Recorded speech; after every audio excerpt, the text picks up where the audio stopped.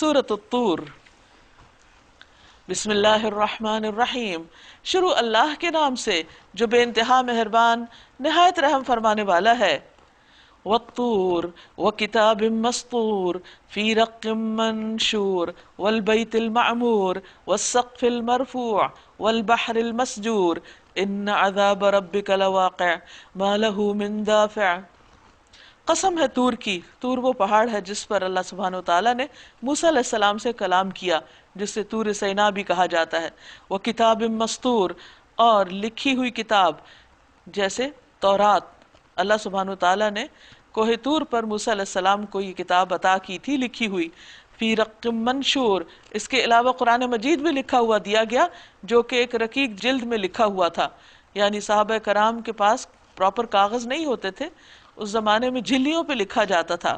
والبیت المعمور، اور آباد گھر کی قسم، یعنی خانہ کعبہ، یا ساتویں آسمان پر خانہ کعبہ کے اوپر جو اسی طرح کا ایک گھر ہے جس میں ہر روز 70,000 فرشتے طواف کرتے ہیں، جو ایک دفعہ کر لیتا ہے قیامت تک اس کی باری نہیں آئے گی، وہ گھر ہر وقت آباد ہے۔ والسقف المرفوع، اور یہ اونچی چھت، والبحر المسجور، اور موج زن سمندر، سمندر کی آتی جاتی لہریں، ابھرتی لہریں، یہ سب گواہ ہیں، یہ سب پکار پکار کے کہہ رہے ہیں کیا کہ ان عذاب ربک لواقع، تیرے رب کا عذاب ضرور واقع ہونے والا ہے جس کو کوئی دفع کرنے والا نہیں۔ یعنی اللہ سبحانہ تعالیٰ نے کوہ طور پر بھی یہی بات فرمائی، تورات میں، قرآن میں، اور خانہ کعبہ یا جہاں پر اللہ کی عبادت ہوتی ہے، اور نبی صلی اللہ علیہ وسلم جس شہر میں بھیجے گئے، اور پھر یہ بلند چھت آسمان کی، اور اس پر جو بادل ہم دیکھتے ہیں، اور سمندر کے کنارے کھڑے ہو جائیں جا کر تو اس کے اندر سے جو کرنٹ اٹھتے دیکھتے ہیں اور جو لہریں ہیں، یہ ساری چیزیں اللہ کی قدرت کی نشانیاں ہیں۔ اور ان سب چیزوں سے جو سبق ہمیں ملتا ہے وہ یہ کہ اے بندے تو اپنے رب سے ڈر، اپنے رب کو پہچان اور اس کی طرف پلٹ آ، ورنہ تو اللہ کے عذاب سے نہ بچ سکے گا۔ یوم تمور السماء مورا، وہ عذاب کب واقع ہوگا؟ اس دن جب آسمان بری طرح ڈگمگائے گا، یعنی آسمان جیسی اونچی چھت اپنی جگہ قائم نہ رہے گی۔ وَتَسِيرُ الْجِبَالُ سَيْرًا، اور پہاڑ اڑے اڑے پھریں گے۔ فَوَيْلٌ يَوْمَئِذٍ لِّلْمُكَذِّبِينَ، تباہی ہے اس روز جھٹلانے والوں کے لیے۔ الَّذِينَ هُمْ فِي خَوْضٍ يَلْعَبُونَ، وہ جو آج کھیل کے طور پر اپنی حجت بازیوں میں لگے ہوئے ہیں، بحث مباحثے کرتے ہیں، حالانکہ دین کے معاملے میں بحث مباحثے کرنے سے منع کیا گیا ہے۔ ابو سعید خدری کہتے ہیں کہ ہم لوگ رسول اللہ صلی اللہ علیہ وسلم کے دروازے کے پاس بیٹھے آپس میں مذاکرہ کر رہے تھے۔ کوئی شخص ایک آیت نکال کر تنازع کرتا تھا تو کوئی دوسرا شخص دوسری آیت نکال کر۔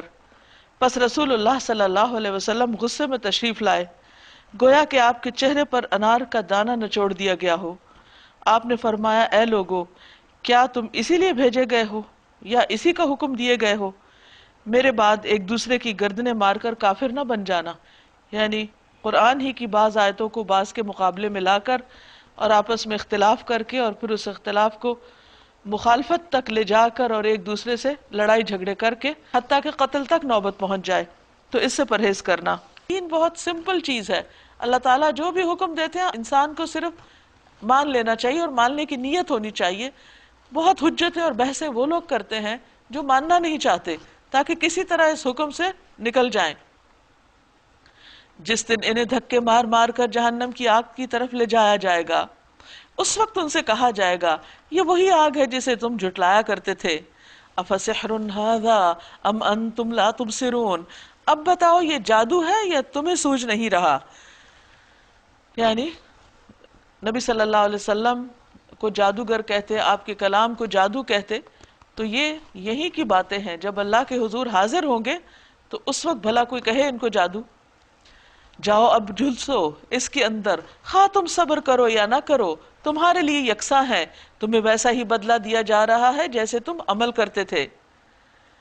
ان المتقین فی جنات و نعیم، متقی لوگ وہاں باغوں اور نعمتوں میں ہوں گے، لطف لے رہے ہوں گے ان چیزوں سے جو ان کا رب انہیں دے گا، اور ان کا رب انہیں دوزخ کے عذاب سے بچا لے گا۔ یہ سب سے بڑی مہربانی ہوگی رب کی اپنے متقی بندوں پر۔ ان سے کہا جائے گا، کھاؤ اور پیو مزے سے اپنے ان اعمال کے صلے میں جو تم کرتے رہے ہو۔ وہ آمنے سامنے بچھے ہوئے تختوں پر تکیے لگائے بیٹھے ہوں گے، اور ہم خوبصورت آنکھوں والی حوریں ان سے بیاہ دیں گے۔ جو لوگ ایمان لائے ہیں اور ان کی اولاد بھی کسی درجہ ایمان میں ان کے نقش قدم پر چلی، ان کی اس اولاد کو بھی ہم جنت میں ان کے ساتھ ملا دیں گے، اور ان کے عمل میں کوئی گھاٹا ان کو نہ دیں گے، کیونکہ اللہ سبحانہ وتعالیٰ بندوں کے جذبات کا خیال کریں گے۔ کیونکہ انسان جب کوئی زندگی میں خوشی پاتا ہے تو فوراً اپنے بچوں کو یاد کرتا ہے۔ مثلا ایک ماں اگر خود کچھ کھانے لگتی ہے فوراً سوچتی ہے کہ پتہ نہیں میرے بچے نے کھایا یا نہیں۔ تو اللہ سبحانہ وتعالیٰ انسانوں کے ان فطری جذبات کا وہاں بھی خیال رکھیں گے۔ اگر اولاد مومن ہوئی تو وہ ماں باپ کے ساتھ مل جائے گی۔ رسول اللہ صلی اللہ علیہ وسلم نے فرمایا، جنت میں آدمی کا درجہ بلند کر دیا جاتا ہے تو وہ عرض کرتا ہے کہ یہ کیسے ہوا؟ ارشاد ہوتا ہے کہ تمہاری اولاد کے تمہارے حق میں استغفار کی سبب، کہ وہ تمہارے لیے بخشش کی دعائیں کر رہی ہے۔ اگر ان کے درجے بلند ہوئے تو ماں باپ کے درجے بلند کر دیے جائیں گے، اور اگر ماں باپ کے بلند ہیں تو اولاد کو بلند درجوں پہ لے آیا جائے گا، بڑے درجے والے کو نیچے نہیں لایا جائے گا۔ ہر شخص اپنی کمائی کے عوض رہن میں ہے، یعنی ہر شخص اپنے آپ کو جب ہی چھڑا سکتا ہے جب کچھ کر کے لے جائے، عمل کر کے لائے۔ ہم ان کو ہر طرح کے پھل اور گوشت، جس چیز کو بھی ان کا جی چاہے گا، خوب دیے چلے جائیں گے، یعنی انسان چاہے گا اور وہ چیز اس کے سامنے ہاتھ میں آ جائے گی، جیسا کہ ایک حدیث میں آتا ہے۔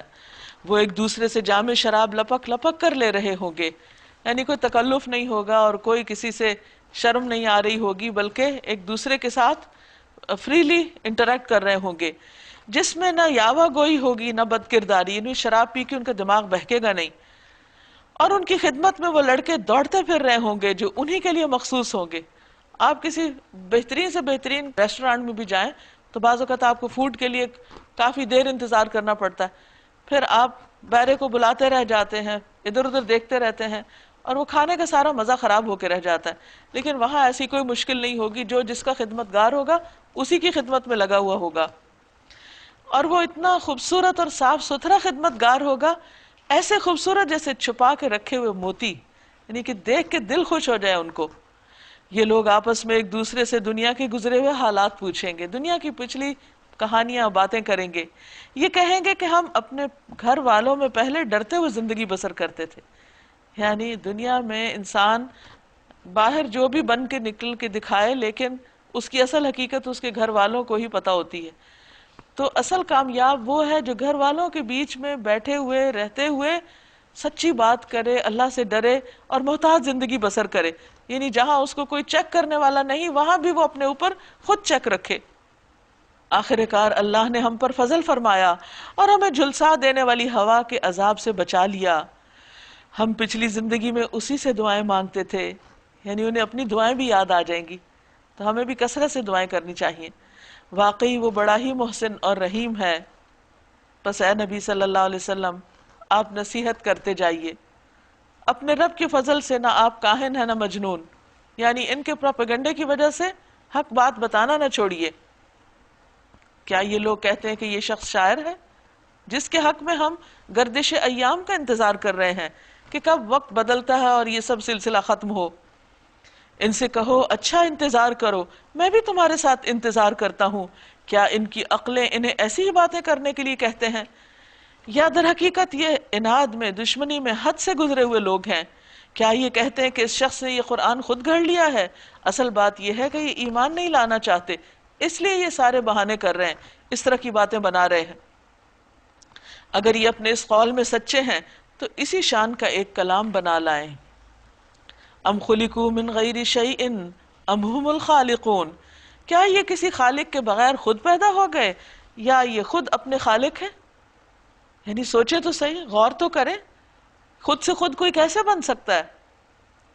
بھلا آپ کچھ کہیے کہ خود سے کوئی چیز بن جائے تو بن جائے گی بغیر بنائے؟ تو کیسے انسان خود سے خود بن گیا؟ یا زمین اور آسمانوں کو انہوں نے پیدا کیا؟ یعنی اگر یہ کہتے ہیں اللہ نے نہیں کیا، یا کوئی ہے نہیں رب یا معبود یا خالق مالک مدبر پلانر، تو پھر کون؟ کیا تم؟ ہرگز نہیں۔ اصل بات یہ ہے کہ یہ یقین نہیں رکھتے، اصل رب کو پہچانتے نہیں۔ کیا تیرے رب کے خزانے ان کے قبضے میں ہیں یا ان پر انہی کا حکم چلتا ہے؟ کیا ان کے پاس کوئی سیڑھی ہے جس پر چڑھ کر یہ عالم بالا کی سنگن لیتے ہیں؟ ان میں سے جس نے سنگن لی ہو وہ لائے کوئی کھلی دلیل، کیا اللہ کے لیے تو ہیں بیٹیاں اور تم لوگوں کے لیے ہیں بیٹے؟ ام تسألہم اجرا فہم من مغرم مثقلون، کیا آپ اس کام پر ان سے کوئی اجر مانگ رہے ہیں کہ یہ زبردستی پڑی ہوئی چٹی کے بوجھ تلے دبے جا رہے ہیں، کہ انہیں مشکل پڑ گئی ہے، کہ بہت کچھ دینا پڑتا ہے آپ کو، اس لیے یہ آپ کی بات نہیں ماننا چاہتے؟ کیا ان کے پاس غیب کے حقائق کا علم ہے کہ اس کی بنا پر یہ لکھ رہے ہوں؟ یعنی انہوں نے اپنا کوئی الگ دین بنا رکھا ہے کہ اس کا بھی سورس غیب ہے؟ کیا یہ کوئی چال چلنا چاہتے ہیں؟ یعنی ان کا کوئی اور منصوبہ ہے، سازش ہے، کوئی اور پلان ہے؟ اگر یہ بات ہے تو کفر کرنے والوں پر ان کی چال الٹی ہی پڑے گی۔ یہ یاد رکھیں کہ اگر انہوں نے کوئی ایسا کام کیا تو انہی کو نقصان دے گا۔ کیا اللہ کے سوا یہ کوئی اور معبود رکھتے ہیں؟ یعنی اگر اللہ کی عبادت نہیں کرتے تو پھر کس کی کرتے ہیں؟ کیونکہ عبادت کی ضرورت تو ہر انسان کے اندر ہے، اور ہر انسان اس کے بغیر اپنے اندر ایک خلا محسوس کرتا ہے۔ اللہ پاک ہے اس شرک سے جو یہ لوگ کر رہے ہیں۔ یہ لوگ آسمان کے ٹکڑے بھی گرتے ہوئے دیکھ لیں تو کہیں گے یہ بادل ہیں جو امڈے چلے آ رہے ہیں۔ یعنی انہوں نے اللہ سے مطالبہ کیا کہ اگر کوئی ٹکڑا گر جائے تو پھر ہم مان جائیں گے۔ فرمایا مشکل نہیں اللہ کے لیے گرانا، لیکن اس کو دیکھ کے بھی یہ کوئی بہانہ کر لیں گے۔ پس اے نبی صلی اللہ علیہ وسلم انہیں ان کے حال پہ چھوڑ دیجئے یہاں تک کہ یہ اپنے اس دن کو پہنچ جائیں جس میں یہ مار گرائے جائیں گے، جس دن نہ ان کی اپنی کوئی چال ان کے کسی کام آئے گی، نہ کوئی ان کی مدد کو آئے گا، اور اس وقت کے آنے سے پہلے بھی ظالموں کے لیے ایک عذاب ہے مگر ان میں سے اکثر جانتے نہیں ہیں۔ یعنی دنیا میں بھی ان کی پکڑ ہوگی۔ وَاصْبِرْ لِحُكْمِ رَبِّكَ فَإِنَّكَ بِأَعْيُنِنَا وَسَبِّحْ بِحَمْدِ رَبِّكَ حِينَ تَقُومُ وَمِنَ اللَّيْلِ فَسَبِّحْهُ وَإِدْبَارَ النُّجُومِ۔ اے نبی صلی اللہ علیہ وسلم اپنے رب کا فیصلہ آنے تک صبر کیجئے، آپ ہماری نگاہ میں ہیں۔ آپ جب اٹھیں تو اپنی رب کی حمد کے ساتھ تسبیح کریں، یعنی کسی مجلس سے اٹھیں یا اللہ سبحانہ وتعالیٰ کے حضور قیام کریں، جسے نماز کے شروع میں ہم پڑھتے ہیں سبحانک اللہم و بحمدک۔ رات کو بھی اس کی تسبیح کیا کریں، یعنی تسبیح اور ذکر صرف دن کے لیے نہیں، رات کے وقت بھی، یعنی مغرب عشاء کی نمازیں بھی رات میں آتی ہیں، تلاوت قرآن بھی، اللہ کا ذکر بھی، اور ستارے جب پلٹتے ہیں اس وقت بھی، یعنی رات کے آخری حصے میں جب ستارے غروب ہو جاتے ہیں اور صبح کی روشنی شروع ہو جاتی ہے، گویا ہر وقت میں اللہ کا ذکر جاری رہے۔